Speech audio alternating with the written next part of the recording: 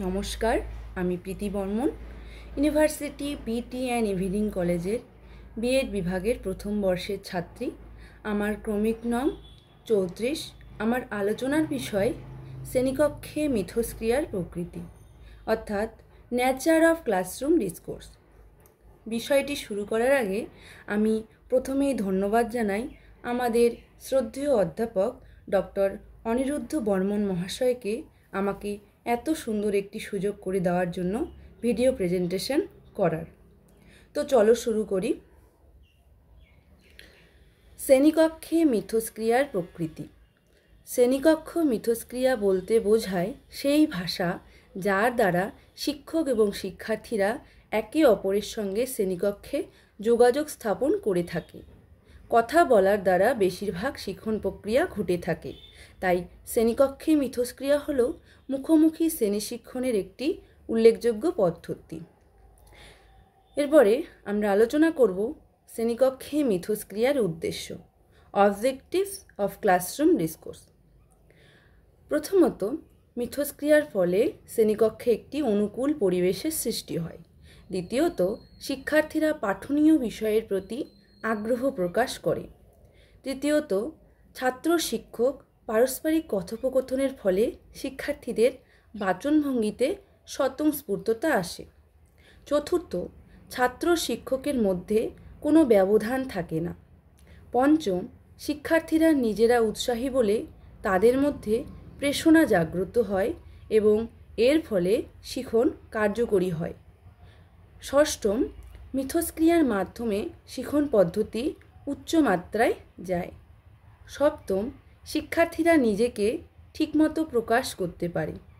অষ্টম, কথ্য ভাষাশৈলী শিক্ষার্থীদের আয়ত্তে চলে আসে। নবম, অস্পষ্ট বিষয়গুলি শিক্ষকের কাছে জেনে নিতে কোনো অসুবিধা হয় না। দশম, শিক্ষককেও তৈরি হয়ে আসতে হয়। এবার আমরা আলোচনা করব শ্রেণীকক্ষে মিথস্ক্রিয়ার ধরন। শ্রেণীকক্ষে মিথস্ক্রিয়া 4 ধরনের হয়ে থাকে। প্রথমত, শিক্ষক শিক্ষার্থী মিথস্ক্রিয়া। দ্বিতীয়ত, শিক্ষার্থী শিক্ষার্থী মিথস্ক্রিয়া।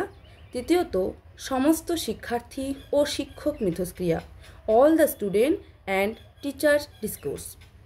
এবং চতুর্থত, ছোট দল অর্থাৎ গ্রুপ ডিসকাশনের মাধ্যমে শ্রেণীকক্ষে মিথস্ক্রিয়া হয়ে থাকে।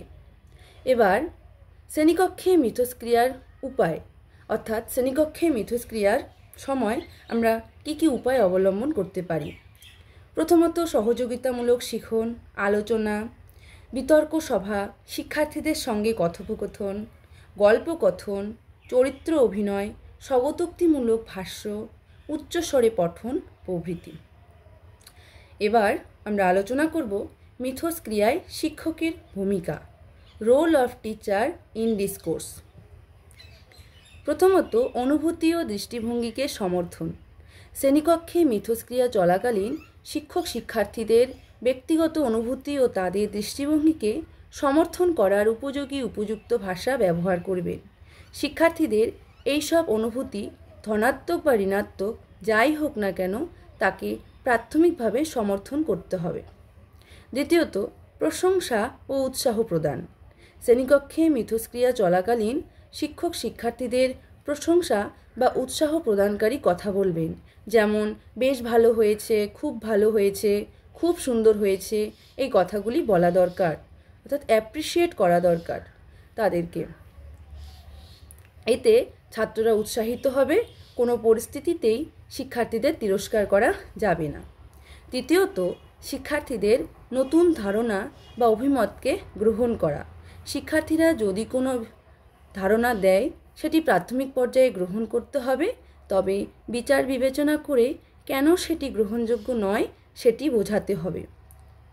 চতুর্থত, প্রশ্নকরণ। শিক্ষার্থীরা উত্তর দিতে পারবে, অর্থাৎ শিক্ষার্থীদের সামর্থ্য অনুযায়ী শিক্ষকের প্রশ্ন করা দরকার। শিক্ষক এমন কোনো প্রশ্ন করবেন না যাতে শিক্ষার্থী উত্তর দিতে হীনমন্যতা বোধ করে, তবে অগ্রসর শিক্ষার্থীদের কথা মনে রেখে কিছু সমস্যামূলক প্রশ্নও করা যেতে পারে। শিক্ষকের প্রশ্নের ভাষা হবে সহজ ও জটিলতামুক্ত। এবার আমরা শিক্ষকের বক্তব্য সম্বন্ধে আলোচনা করব। শিক্ষকের বক্তব্য কেমন হওয়া উচিত। শিক্ষক তার বক্তব্য এমনভাবে উপস্থাপন করবেন যাতে প্রত্যেকটি শিক্ষার্থী শুনতে পায় এবং বুঝতে পারে। শিক্ষার্থীরা একেবারে বুঝতে না পারলে আবার বলতে হবে। যথাসম্ভব সহজ এবং সরলভাবে শিক্ষক তার বক্তব্য উপস্থাপন করবেন। শিক্ষার্থীদের উত্তরদানে কোনো আড়ষ্টতা বা জটিলতা থাকলে শিক্ষক তা সংশোধনের উপায় বলে দেবেন। পরিশেষে আমরা আলোচনা করব শ্রেণীকক্ষে বিষয়ের সঠিক উপস্থাপন। শিক্ষককে প্রস্তুত হয়ে শ্রেণীকক্ষে যেতে হবে। যে টপিক নিয়ে আলোচনা হচ্ছে সেই টপিকটি সম্পর্কে শিক্ষকের পূর্ণ প্রস্তুতি দরকার। পঠন পাঠনকালে শিক্ষার্থীদের সমস্ত প্রশ্নের যথাযথ উত্তর দেবেন শিক্ষক।